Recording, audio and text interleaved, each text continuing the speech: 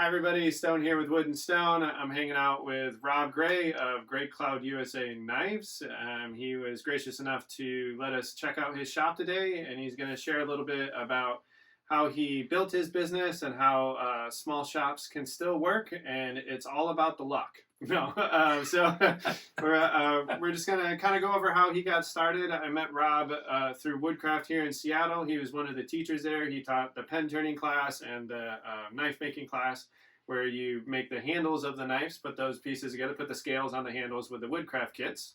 So that's kind of how we met. We've known each other for about a year. He's a super good dude. Makes some really great knives. I bought a knife off of him, a custom knife that was beautiful, and we'll put another video up of his shop and kind of show off some of those knives after this interview. But anyway, I was just chatting with Robb here, and you just had a FILSON release that went really successful. So. Yeah. I delivered 20 knives to them last Tuesday, and then on Saturday we were down at their headquarters. Brandy and I went, and they had a meet the maker deal. So it was all set up, and so I went down there, took all the knives that I have made for FILSON since I started.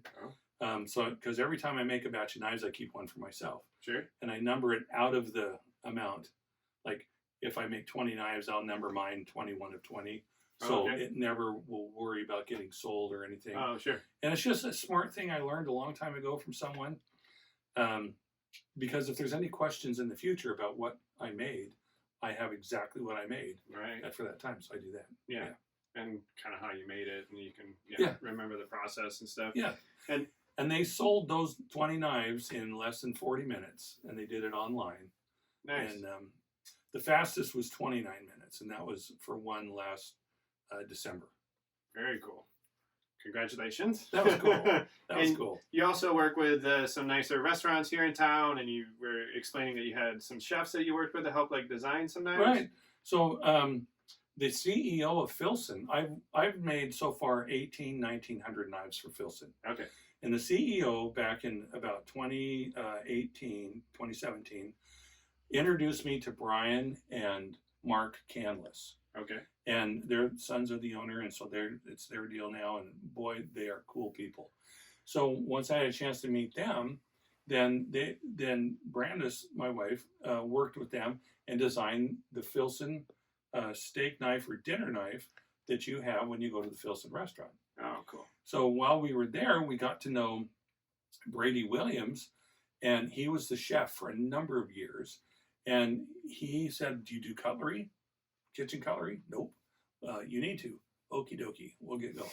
Because one of the things it takes when you start out is charm, personality, and extreme good looks. Yeah.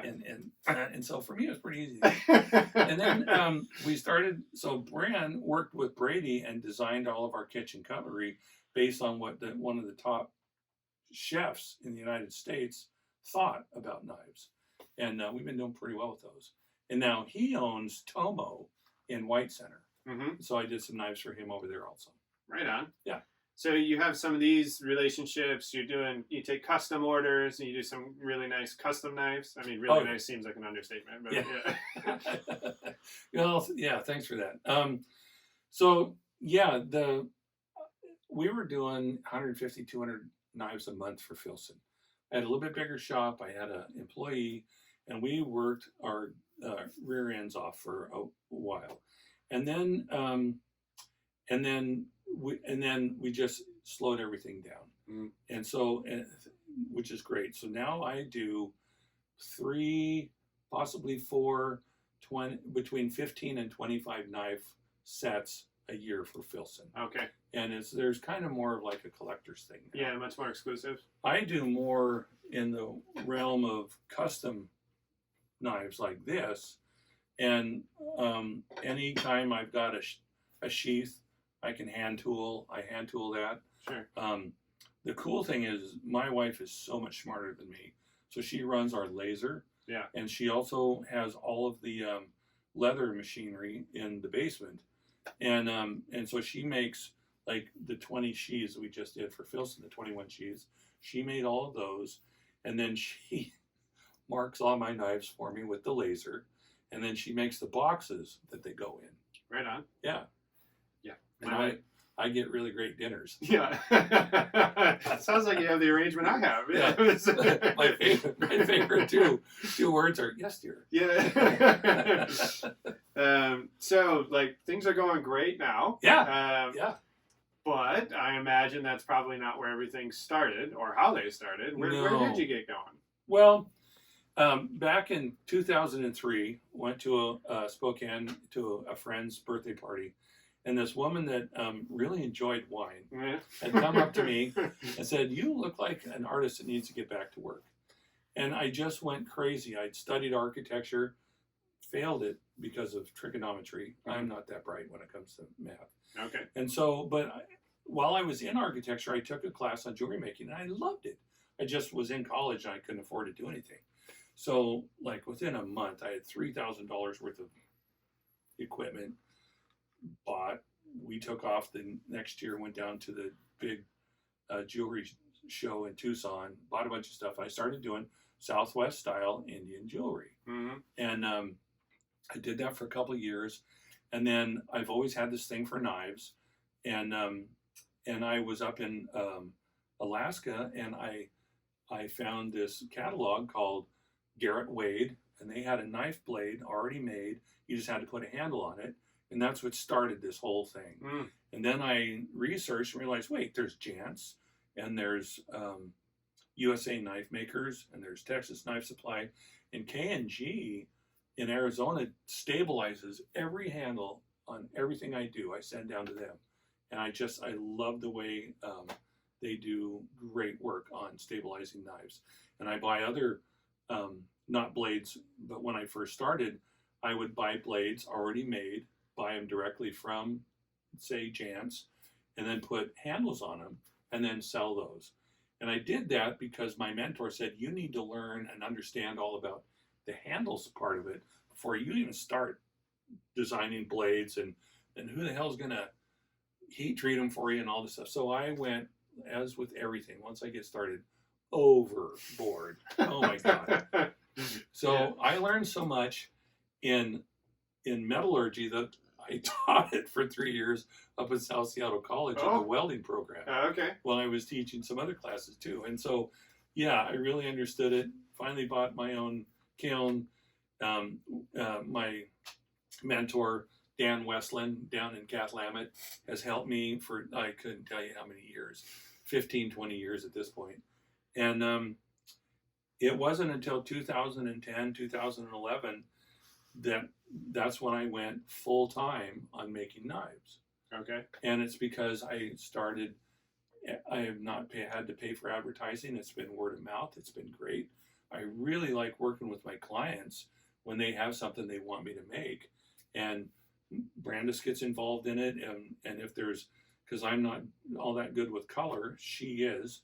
And some of the design work she does, and then I'm the grunt. I just go make the stuff. Sure. Yeah. Okay. And it works. I mean, you're being humble there. I've seen the work that you do. It's beautiful. So definitely the artist here. But the funny thing is, it's like I always tease her. It's like she could do. She's an interior designer by education and trade, but she also does our own sewer work and water work, and not gas but electrical work. She did my shop. I mean, everything. And I just draw pretty little pictures. I make sharp things, and yeah, and that's what I do. And so, yeah, it's kind of like the roles reversed, and I'm pretty darn okay with it. Fair. Yeah. So it sounds like I heard a couple of different things in there. First of all, you didn't start out with knives. You started out with jewelry. Yeah, started off with jewelry, and then actually, as I got really wrapped into the knives, jewelry just went away. Yeah. Like, I haven't made anything in the jewelry realm since 2008. Okay. But I still have all the stuff. And I want to get back to doing that. Sure. But it's not just knives, it's also engraving. So I went back to GRS in Emporia, Kansas. They make engraving equipment 5 times, or 6, I can't remember. And I've had different instructors along the way. Diane Scalise is my favorite because she really helped me get going in the beginning. And I realized the type of engraving I wanted to do, they didn't teach.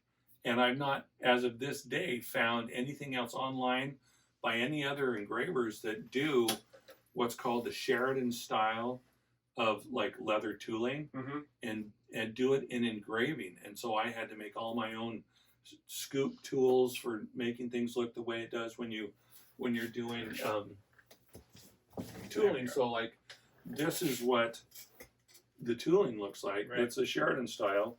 It's got a leaf in the middle, a flower in the middle, and leaves and vine leaves and flower leaves, and then they're just interconnected, kind of a what is that thing that goes around in circles all and keeps on going? I can't never remember it. It's because I'm old. And I wanted to start putting that in steel. Yeah. And so Diane, the instructor from GRS, helped me tremendously. I started making leather workers knives. I engraved those, but all the drawings were done by Chan Gear from Sheridan, Wyoming. I started, and then Barry King, that was stupid, Barry King from Barry King tools that you use for tooling leather, sold my knives online, and he's got some of the most beautiful tools you could buy if you were ever going to start doing leather. So I just got involved in that, and then I started doing the engraving. And God, I got a stack of magazines that I was able to get into because people saw what I was doing and hadn't seen it and wanted to know more about it. And so So that's what really started. That's to build really your started brand getting me going. And Yeah. then I said, I want to learn how to do guns. Yeah. Oh my. Yeah. And so, what better thing than to make a gun look pretty? That's Yeah. great. So I like doing that. Yeah. So I that's mean, how I started. the artwork, and then to do it on such a hard medium is really interesting. But so I'm hearing a lot of. It's interesting to me. Like there's a lot of similarities, and one of the reasons I want to do these interviews is to show people that are just getting started. So you didn't start where you've ended up, and it's completely different. You started with jewelry, now you're doing knives, and it sounds like you met a couple of people along the way that helped you. Yeah. Yeah. Well, that's the biggest thing is having a good mentor. Somebody you can call at all hours of the day and say exactly what you just did and how to recover from it. And they know it because they've made that mistake before and help you work through it. And even when my kids were growing up, the number one thing I try to teach them is never say no to something unless you really know what it is you're saying no to. Sure. Okay? So that's what kind of got me going in the knife world and in the leather world was I didn't want to say no to any kind of expansion thing because I every time I've made a mistake in life, it's because I get tunnel vision. I shut everything else off until I get that thing done that I was going after. And then I realized how many opportunities I've lost. I mean, this whole thing is not just learning how to do knives and make sharp things pretty.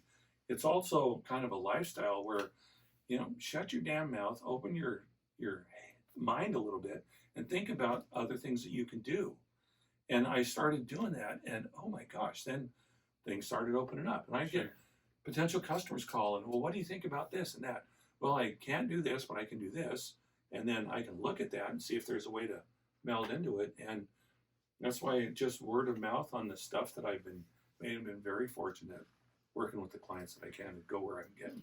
So that's an interesting thing. My sales process sounds pretty similar to yours, where people ask like, "What's your sales tactics?" And I'm like, "I'm honest, and I return the phone call, and I have a conversation about what they want, and if I can solve that problem, then great, and if I can't, I try to refer them to somebody that I know that can. Yep. And then they might remember that and come back. Does that sound about? Yeah, and it's like on the bottom of every email, what you have left when the lights are out and everybody's gone is integrity. And just live up to that. Yep. And that's why it's just, I don't lie about shit. I'm not going to take any money or do anything wrong. Yeah. My return is about 0.01% for any reason on anything I've done. Yeah. And I've helped a lot of people that have been using their knives for like a screwdriver and they shouldn't have been. Yeah. That I can tell they've done that because I've got a microscope I can look in and I still help them out and fix it anyway. Sure, just because, Why not? Yeah.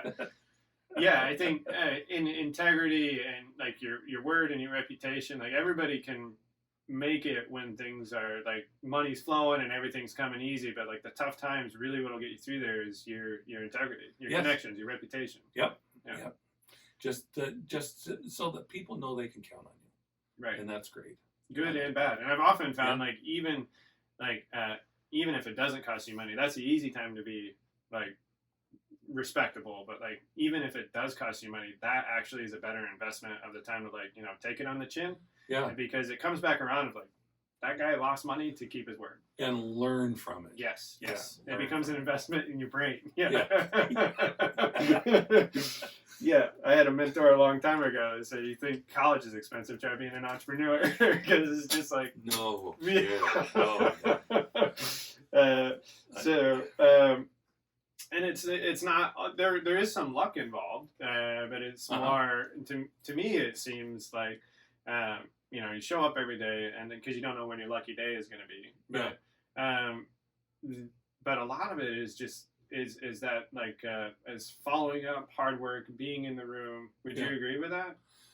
Being in the environment, being in the community. Yes. Like Filson. So I've made quite a few. I think I said it earlier, around 1,800 knives for Filson over my career. How did I get started there? I went to one of the, it used to be that some customers at different levels or VIP or something, and Filson still has that, but they did a lot of little in-store things and events after hours. So I got invited to one of those. I'd been going to them. They knew they could always count on me to go. Hadn't been making any knives for them at all. And Brandy and I were talking one night. It's like, I want to do something with Filson. I've got 14 closets full of their clothes, and every time they have this big special sale at their warehouse, I go down and spend as much as I've got to buy more. What can I do to give back? And see if they're interested in me making knives. Went to one of these events, and the general manager was there, and someone said, go talk to him. And so I had smartly had a knife on my hip, and I went over and said, I'm a knife maker. I'm here in Seattle, and here's what it looks like. And if you guys are open to even talking to me about it, I'd give anything to be able to work with you and make knives for you. And that's what started it. They, I always call them handlers, but they always assign somebody to me that, we work out all the details and then get it going. And they're always there for questions and stuff. It's great. Introduced me to my first one, and away we went. And there was nothing that brought tears to my eyes. In a meeting one time, I went to Filson, and they had pictures all over the place, great big huge ones of knives. I'm like, what's up with this?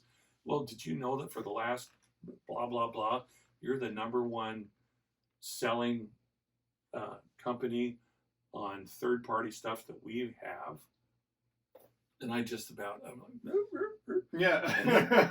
CEO gave me one of the watches that they have, their sister company has, and I wore that thing almost out, but no, I've still got it. Yeah. And it was all that hit me once. It's like, it wasn't me. It was the team that we had formed together with everybody that helped me get to that point. It was great. Yeah. And so I still make knives for them. Right. Yeah. I love it. And all of that out of a small shop, right? Yeah. I had a bigger shop because for a while when I was just I had almost shut off all other sales. I was making so many knives for Filson. And then we just said at one point, I don't need all this space and all these big monster tools. I bought this huge fancy lathe. Sure. Cost me a fortune. Never learned how to use it. I wound up selling it and losing a little bit of money on it, but the guy that bought it's like, this is the best lathe I've ever had. Yeah. So he's got it. And a couple other large tools. And Brenda said, let's just move you into the garage. And so she and I worked together and made it here so that it was going to really flow for me, and has kind of this circular thing. And my dog can come out and say hi whenever she wants to. And so it's a small shop, and I can have probably one other person in here, but like I said earlier, we're rubbing butts because you can see how tight it is. Yeah. But it's everything for me because I just focus on everything I want to do that needs to get done, and I don't lose that thought. during the day. It's great to have it in. Yeah, and there's not the huge overhead, and Right. it's nice and easy to manage. Everything is, yeah. I think a lot of people that I've talked to think that you have to have the big shop or the big. No. Yeah. Well, you have to have what's right for you, and that's what was so perfect about this. I still have some tools from when I first started, and yeah, over time I had to buy 1 or 2 or 6 or 7 along the way more, but now I've got exactly what works for me. Right. And so I've gotten to know those tools intimately, what I can and can't do with them. And every now and then I'll find a new tool I have to get, and because it's going to really help me maintain the quality of my product, and especially if I'm not just doing one but multiples, like just making the scales the same thickness. Now I have this little bitty roller sanding thing, and I just put the scales through there and they all come out exactly the same thickness, and it just makes life easier. Right. Yeah. So over time, so it's like what you're walking into now. A lot of people see the shop that you have, or the shop that I have, or some of the other spots that I've done interviews with, and they assume that you just start there. No. Yeah. No, you do not. Yeah. I think for me, at least my experience was, I came up in a bunch of different shops, but it seems like there's always a pull to get the new fancy or the bigger thing. And then it's also like it starts out kind of messy while you're figuring out where your market streams are, and then you dial it in after that. And it seems like, I don't know, 15, 20 years seems to be about the sweet spot for like, okay, everything's finally settled in. I got all the right stuff. Yeah. It's in the right spot. It's like taking a wide angle lens and then focusing down to, like looking at my microscope. Yeah. Right. That's And exactly what it is. so that makes me think of like another thing where I think it was Alex Hormozy that I heard that said this quote, but it's like the work is working on you while you're working on it. So like while you're doing all this stuff along the years, the work is showing like you're trying to make a knife, but really in that process you are learning, oh, this is where I buy this material from, this is the jig that I need, this is, and then this is what actually sells, and then you start to narrow those down to what you finally have here, which is a finished product that's operating clean. What I like to call that is economy of motion. Okay. Because I've had to learn all this stuff, and now it's not, oh, where did I put that, or what should I use to do this? Yeah. Because through the experience, now I know. Yeah. So when I come out here to sit down to work, I can just focus on what I'm going to do because of the economy of motion. I've got everything around me, and I know how I'm going to use it, and I know what the process is. I get kind of anal. My wife will support that. On organization, and it's just not organization of things, but of thought. Sure. And having my own procedures. Sure. And making all my own little jigs to make life easier to get through what I'm going to get through. Right on. And it's so one of the things that I'm talking to students about, and I think I even heard you say, but like just get in the shop, start making sawdust. Like don't worry about being perfect at the start, because like your vision of what that's going to be is going to change.